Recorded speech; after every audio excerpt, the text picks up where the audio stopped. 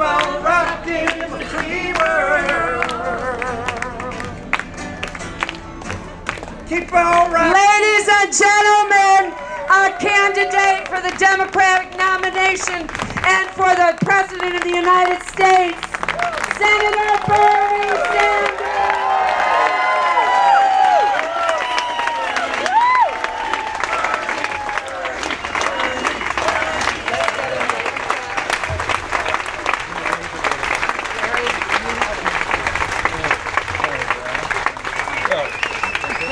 I knew there was going to be a leak coming.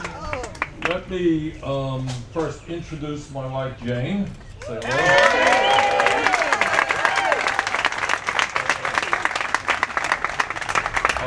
And let me thank Mimi not only for hosting this event today, and boy, what a turnout, but for the years and years of work she has put into progressive politics.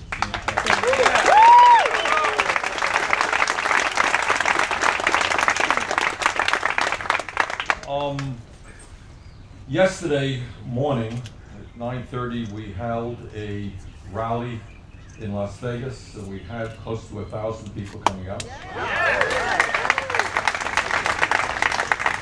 Tonight we will be in Denver. I don't know how many folks are coming out, but we have some 7,000 RSVPs. And I hope those numbers come out, we know how to accommodate them. That's a lot of people. Which would be the largest turnout for any campaign event for any candidate this election cycle.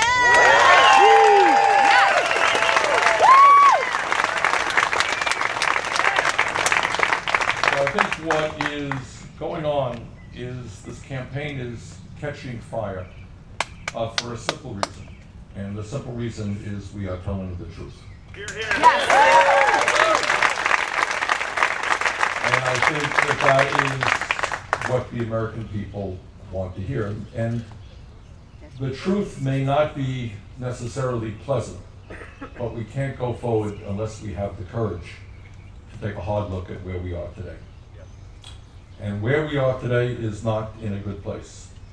As many of you know, we are looking at grotesque and immoral, and I use that word often, levels of income and wealth inequality.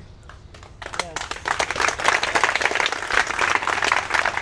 And we got to bring that out on the table because it impacts every other aspect of our lives. Nobody can tell me that a situation in which one-tenth of 1% now own 22% of the wealth in America, which is almost as much as the bottom 90% own. Does anyone think that that comes anywhere close to being where the United States of America should be? And no one can tell me that in an economy today in which 99% of all new income goes to the top 1% is anything like the economy we want to see. And the reality, the questions that we have to ask ourselves, pretty simple questions. All of you know that in recent years, there has been an explosion in technology and worker productivity, right? Every worker today is producing more than he or she did years ago. How does it happen then that people are working longer hours for lower wages? Who made those decisions that we give people the tools to produce more and yet they earn less? And one of the points that I've been making, one of the fun things about running for president is you can raise issues that no one else has talked about. Yes. That's a lot of fun to do. Amen. So it's what happens when people's incomes go down, and median family income in America has gone down by about $5,000 since 1999. What happens is that people are forced to work longer and longer hours. All of you remember when we were in school, we read these textbooks, and there were pictures in the textbooks of workers out on the streets demonstrating in early 1900s. What were they demonstrating for? Remember? They were demonstrating for a 40-hour work, 8-hour day. And what the unions were saying is, they say, our people are human beings. They're not beasts of burden. They want time off for leisure. They want time off to spend with their family. They want to get more education. That was 100 years ago. And today, here are the facts. 85% of working men are working longer than 40 hours a week. 65% of working women are working longer than 40 hours a week. And our people today work more hours than do the people in any other industrialized nation. Japanese work very, very hard. We work a lot more hours than they do. And let me tell you what the result is, because I go all over the country. We have an exhausted people. Our people are tired. They're stressed out. I will never forget, in Burlington, Vermont, going to a grocery store, and I came out, there was a woman, they said, you know, Bernie, I just want to mention something to you. My husband and I have one kid, and we would like to have another kid. But we don't think we can be the parents that we want to be because he's working 3 jobs and I'm working 3 jobs. And if you think that that is uncommon, it is not. In my state and all over this country, people are working 2, 3 jobs to cobble together an income. So the question that we have to ask ourselves is, yes, we could understand that if we were a poor country. You know, if we were a Haiti, if we were a poor country, people were struggling, working incredible hours. We are the richest country in the history of the world. And yet, nobody knows that because almost all of the wealth and all of the income is going to a handful of people. And that has got to change.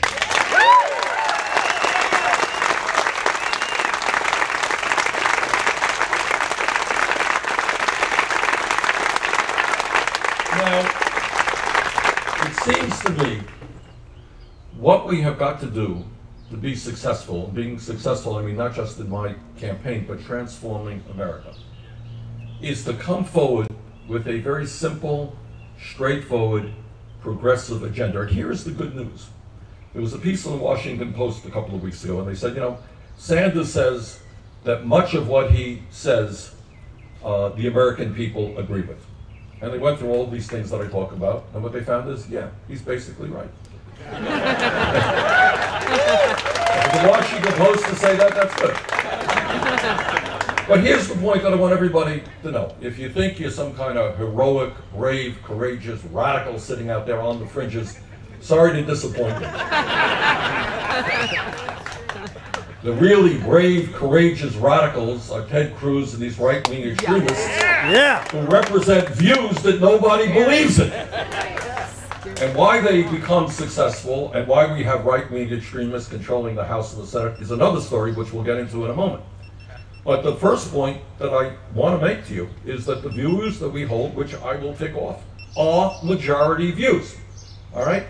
Now, LA, and let me thank LA and their city council and their mayor, did exactly the right thing. They said that if people work 40 hours a week, they should not be living in poverty, that the minimum wage has got to be raised to $15 an hour. That's right.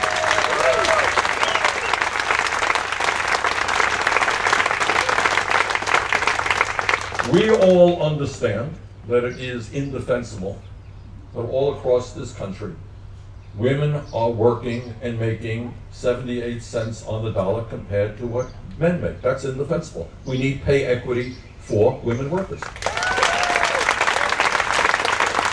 Vast majority of the people agree with that. Now here's an issue that doesn't get a whole lot of attention, but we're putting pressure on the president. I think he's going to respond fairly shortly. Not widely known, but the Fair Labor Standards Act, which nobody has ever heard of, has not been updated in many, many decades. And what that means is that you will have here in LA people who work at McDonald's who are so-called supervisors, who are working 50 or 60 hours a week and they don't get time and a half. Most people think, well, if I work over 40 hours a week, I get time and a half. Wrong. Most people do not. What I believe the president will do is raise that threshold, which is now at $23,500, up to somewhere in the mid-50s, so that all of those people who are supervisors will get time and a half, which will be a huge boost to working people all over this country.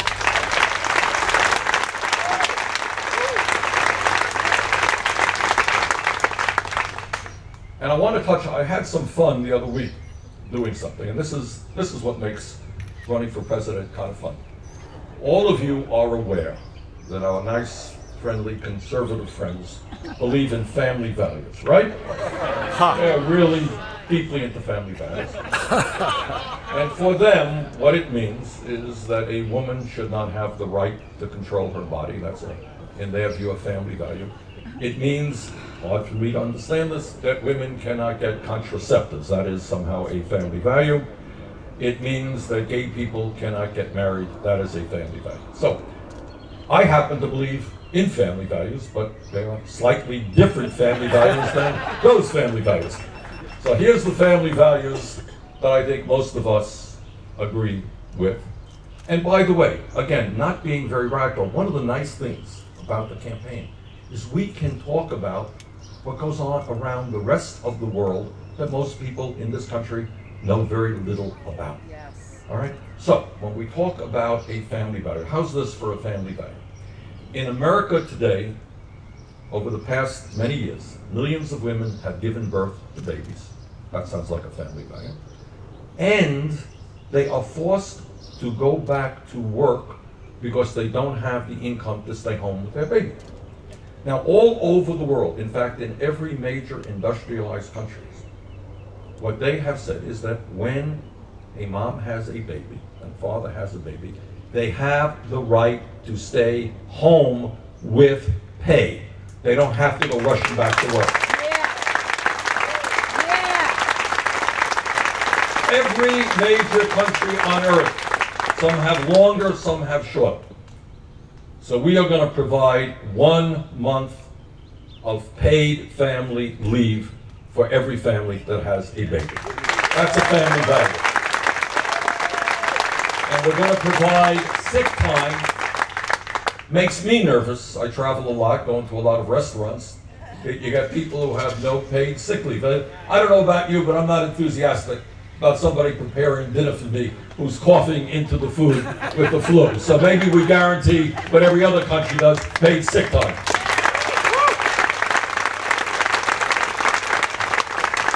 And for a country whose workers are working the longest hours of any people, what about some paid vacation time as well?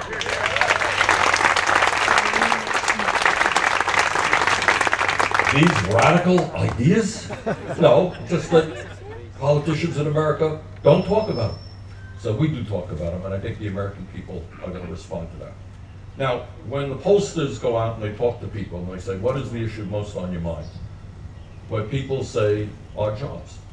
And the reason that they say that is that while the economy today is obviously a heck of a lot better than it was when Bush left office, when the financial system was on the verge of collapse and we were losing 800,000 jobs a month. Here's the point that people have got to understand. Anyone who thinks that we are anywhere near where we should be in terms of jobs is very, very mistaken. Here's the truth. Official unemployment, which is one way the U.S. Department of Labor characterizes unemployment, is 5.4%. You know what real unemployment is? It's close to 11%. But here's something that's even scarier that is never talked about. We are going to talk about it. Economic Policy Institute came up with a statement, a study recently based on census data. What they say is that youth unemployment for whites and Hispanics is somewhere in the mid-30s.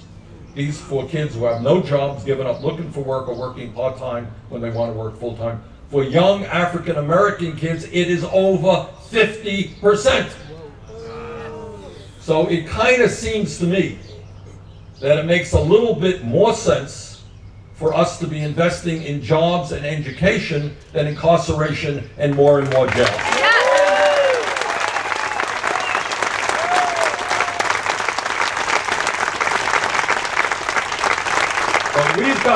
We have got to discuss this issue because we got a generation of young people out there, 5.5 million young people, who either dropped out of high school or graduated high school, and they are standing out on street corners right now. And we've got to get them an education, and we've got to put them to work so that they have some meaning in their lives. There's another issue which we discussed a few weeks ago, which is really generating, I think, a lot of interest around the country. And again, it is not a radical idea, except in the United States of America. We live, as all of you know, in a highly competitive global economy. And in order for us to be successful, we need the best educated workforce in the world. What kind of insanity, and I use that word advisedly, is it when we today say to hundreds of thousands of bright and qualified young people, well, we're sorry, you can't go to college because your family doesn't have enough money to send you to college. That is basically insane. And then what we say is to millions and millions of other people who either graduated college, graduate school, or whatever, sorry that you are burdened with these horrific debts on your student loans, and that you are now paying 6, 7, 8, 9% interest rates when you can refinance your home for 2%. So we have introduced legislation which is gaining a lot of steam around the country, and it says two things. Number one, we are going to provide in this country for every public college and university to be tuition free.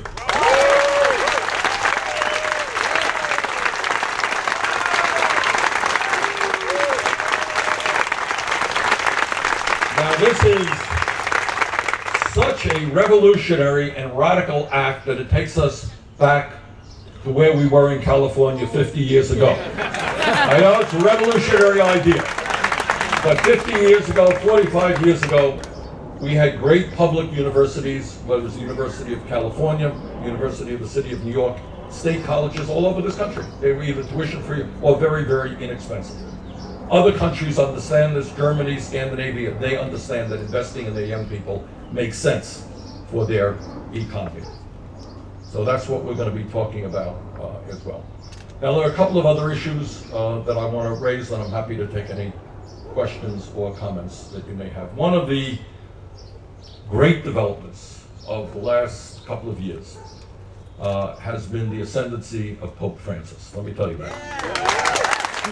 So if anybody here thinks they are radical on economics, read what this guy says.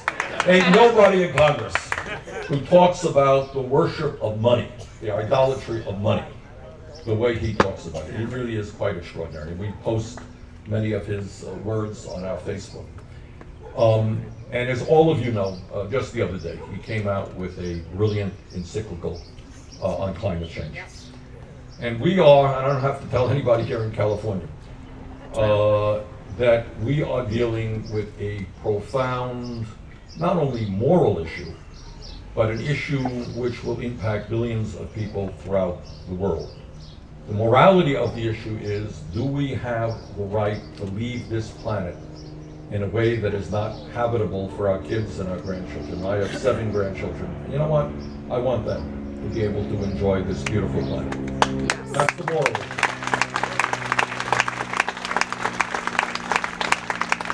But the other issue, which impacts our economy and every other aspect of our lives, our budgets and so forth, is the fact that what the scientific community is telling us is that if we do not get our act together, this planet, by the end of this century, will be between 5 and 10 degrees Fahrenheit warmer. And what that will mean is more drought, more floods, more extreme weather disturbances, more acidification of the ocean, more rising sea levels. And by the way, what the CIA and the Department of Defense tell us that these are huge national security issues. Because if people around the world don't have food, don't have water, what do you think they're going to be doing? They're going to be migrating. There'll be wars over limited natural resources. This is a huge, huge issue. The good news is, in fact, that we have the knowledge, we have the technology, we have the tools to address this issue. The bad news is that we have a Republican Party today which is so beholden to the Koch brothers and other fossil fuel industry people that they refuse to even acknowledge the reality of climate change, let alone support initiatives to transform our energy system. Now, in my view, what we have got to do is to move extremely aggressively in saying enough is enough. We have got to break our dependence on fossil fuel. We have to move aggressively to energy efficiency, and we have to move very, very aggressively to such sustainable energies as wind, solar, geothermal, biomass, and others. And we know how to do this. I mean, in my state, with limited resources, we know how to do this.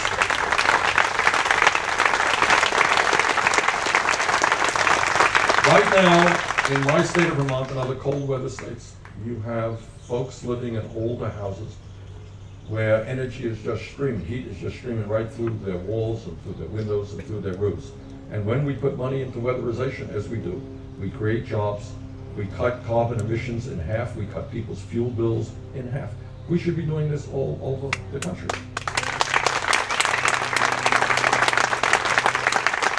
That we are still driving automobiles to get 20 or 25 miles per gallon is beyond comprehension. We can and we know how to transform our energy system. The fact that we have a rail system, which is way behind Europe, Japan, even China, is totally absurd. So we need to move aggressively in rail to take cars and trucks off of the road. Bottom line is that this is an extraordinary issue where the United States can and must play a leadership role. It's not just an American issue, obviously, it's a planetary issue, but we can lead the world with new technology to move away from fossil fuel. And for the sake of our kids and grandchildren, that's what we've got to do.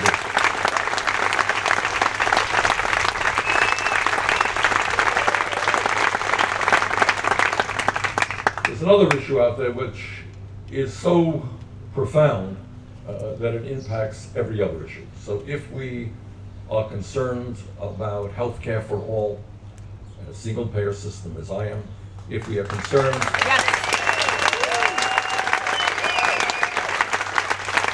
if we are concerned about issues of war and peace, if we are concerned about ending the disgrace of America in the richest country on earth having the highest rate of childhood poverty of any major country, if we are concerned about women's rights, if we're concerned about climate change, all of those issues tie in to the horrific campaign finance system that we have right now.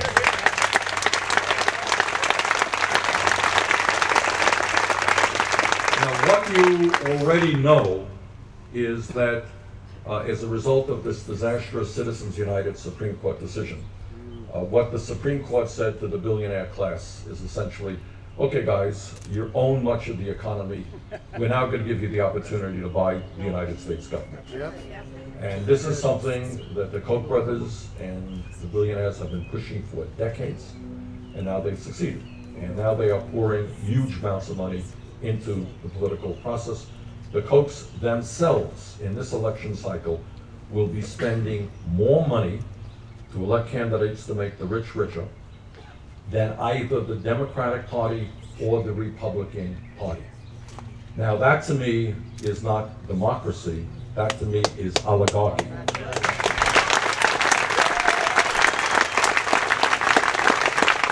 what I have said before, and I'll say it again, is that I will have a litmus test for Supreme Court nominees. And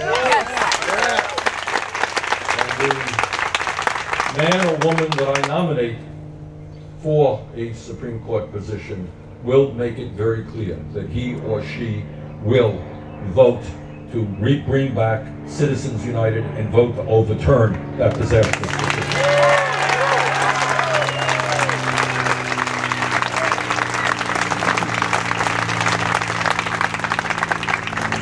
Let me conclude by just saying this. This is what I say all over the country. I very much appreciate people saying, Bernie, Bernie, Bernie. It's very nice. I have an ego like everybody else, so it's nice to hear. But this campaign really is not about me. And I don't mean that in a kind of metaphorical way. It really is about you. It's about your kids, your parents.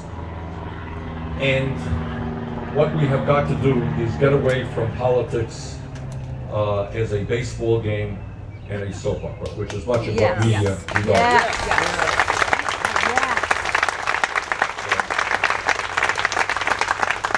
And what politics in a democratic society is about ain't complicated. It is laying the issues out on the table, hearing different points of view, treating people respectfully, rallying the American people to solve the problems that we face, and that's what I intend to do. And I should tell you, I have never run a negative ad in my entire political life, and we don't intend to do it this time.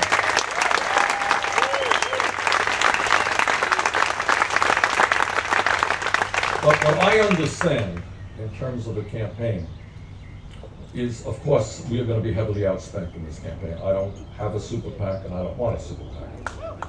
But the good news is, and I would not have known that I could tell you this today, is that I announced some 6-7 weeks ago, we have, I think, well over 150,000 people around this country in every state in America who have made campaign contributions. How's that? And that number is going to go up. And we got many more than that who have indicated their desire to participate in this campaign. But this, I know two things. Number one, it is obvious that the only way we win this campaign is with your help, and you're going to have to do it, is to put together a strong grassroots movement in California and all over this country.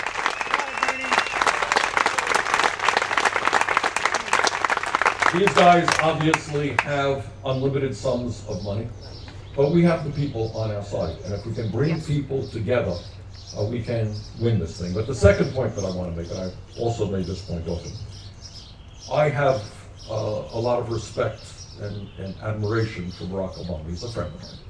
I have obviously disagreed with him on many, many issues. I was on the floor of the Senate for 8.5 hours disagreeing with him on extending Bush's tax breaks.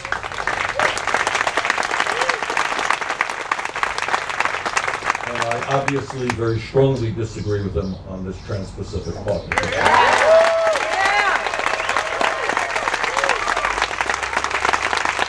And we're going to do everything we can. I think the vote is on Tuesday to turn them back. But here's what I want to say about Obama. He's a very, very smart guy, and I think a very decent guy. Here's the mistake that he made. And he made it, I don't know why he made it, but maybe out of the goodness of his own heart in a sense. In 2008, as you all recall, he ran a brilliant campaign, one of the great campaigns ever run in American history. He mobilized people, he excited people, he got young people involved, obviously people of color involved. And he did all of those things, and he won the election. And became the first African-American ever to be president of the United States, which we should be proud of. That's no small thing. And here's the mistake that he made.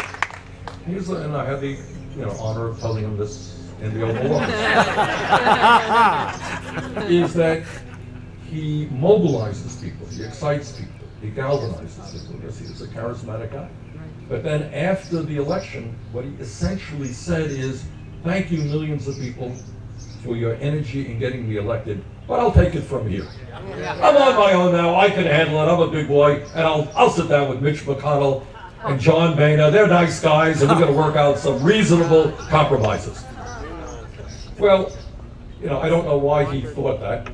It took him 4 or 5 years to catch on that that was wrong, that these guys never had any intention of seriously negotiating a reasonable policies, that from day one, literally from day one, their job was to obstruct. But the point is, here's the mistake that he made.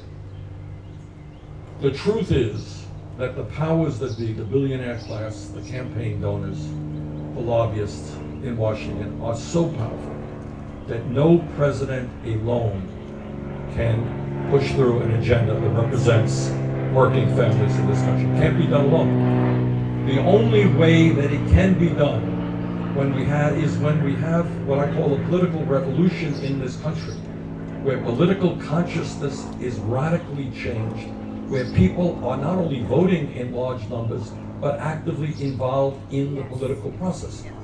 The Republican agenda of giving tax breaks to billionaires and wanting to cut Social Security, Medicare, Medicaid, federal aid, education, Pell Grants, etc., is so far out of touch with what the American people want that it is laughable.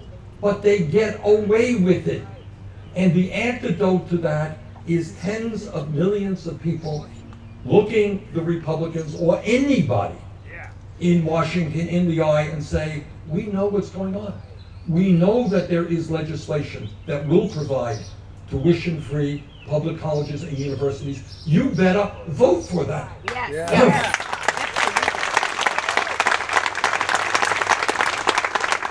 We know that there is legislation which will expand Social Security benefits which will provide health care to all people, and you better vote for it. So the point is that in this last November election, where the Republicans did so well, the real story was not just how well they did.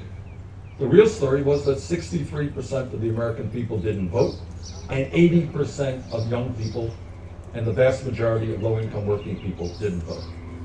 Now, how you change that ain't easy. It's easy for me to give you a speech, but it is harder to talk to people who are totally demoralized by the political system, who believe that their vote doesn't really matter. Talk to people who don't have a clue about what's going on. There was a poll a year and a half ago. 63% of the American people couldn't name which political party controlled the U.S. House or the U.S. Senate. Media doesn't bother to tell us those things. Right. Most people do not know. I'm the ranking member on the Budget Committee. The Republican budget was bad beyond belief. Horrific beyond belief. Tax breaks to billionaires, massive cuts in programs that low-income and working people need. There's not 5% of the American people who have any idea of what was in that budget. And that's how they get away with that stuff. So our job, and it is not an easy job, and if people have ideas, please let me know. We're going to use social media as aggressively as we can. We're getting around the country. But our job is to mobilize people, to make them understand that if the Koch brothers are prepared to spend $1 billion on this campaign, maybe they should know, as working people, that politics is important, and that politics can work in a good way for their lives or a bad way for their lives. But if they are not actively involved, I can guarantee you it will be very bad. So how we mobilize people, how we win this election through mass mobilization, how we carry that mobilization over after the election, that is what this campaign is about. And being here today, you are part of that political revolution, and I thank you so much for being here.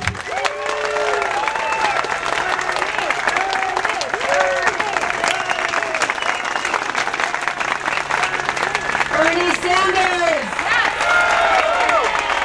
Senator for President Bernie Sanders!